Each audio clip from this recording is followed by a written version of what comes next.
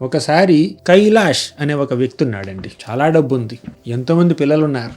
కానీ ఆధ్యాత్మిక జీవనంలో మాత్రం ఇసుమంతైన శ్రద్ధ లేదండి. ఒకసారి నారద మహర్షి ఈ కైలాష్ దగ్గరికి వచ్చి, కైలాష్, నీకు భౌతికంగా చూస్తే అన్నీ ఉన్నాయి నీ దగ్గర, కానీ ఆధ్యాత్మిక జీవనంలో శ్రద్ధ మాత్రం లేదు. కాబట్టి నేను నీకు బోధిస్తాను భక్తి మార్గాన్ని ఎలా ఆచరించాలి.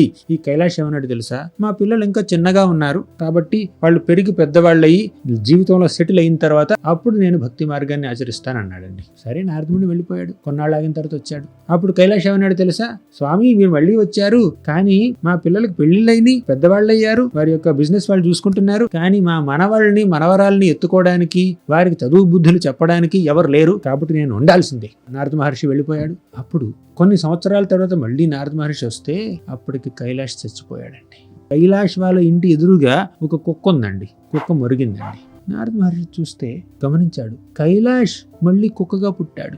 ఆ ఇంటి మీద వ్యామోహం, ఆ కుటుంబ సభ్యుల మీద ఇంకా ప్రేమ ఆప్యాయత ఉంది కాబట్టి చచ్చిపోయినా కూడా, మానవ శరీరం పోయినా కూడా మళ్ళీ కుక్క దేహంలో మళ్ళీ ఆ ఇంటి ముందే పుట్టాడు. ఆ ఇంటికి కాపలాగా వస్తున్నాడండి. అప్పుడు నారద మహర్షి ఈ కుక్కతో ఏమన్నాడంటే, కైలాష్, ఇప్పటికీ మించిపోయింది లేదు. కుక్క దేహంలో కూడా నువ్వు ఆధ్యాత్మిక జీవనాన్ని ఎలా కొనసాగించగలవో నేను నీకు చెప్తాను, కాబట్టి నా మాట వినన్నాడు.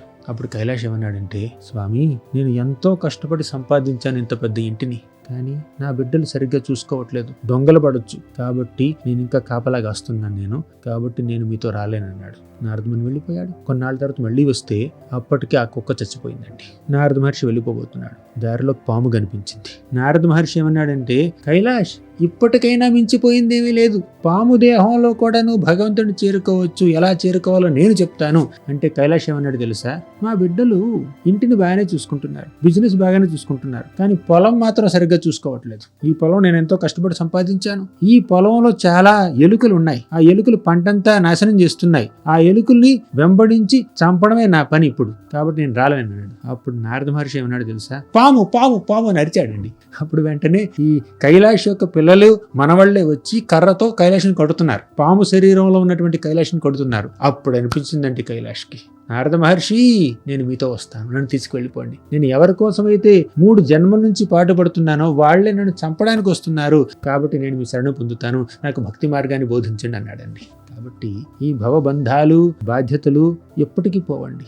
వాటి మీద మనకు వ్యామోహం ఎక్కువ ఉంటే వచ్చే జన్మలో కూడా మళ్ళీ దానివల్ల మనం ఇరుక్కుంటాము, చిక్కుకుపోవాల్సి వస్తుంది. కాబట్టి భక్తి మార్గాన్ని మనం ఆచరించి మోక్షాన్ని పొందుదాం. హరే కృష్ణ.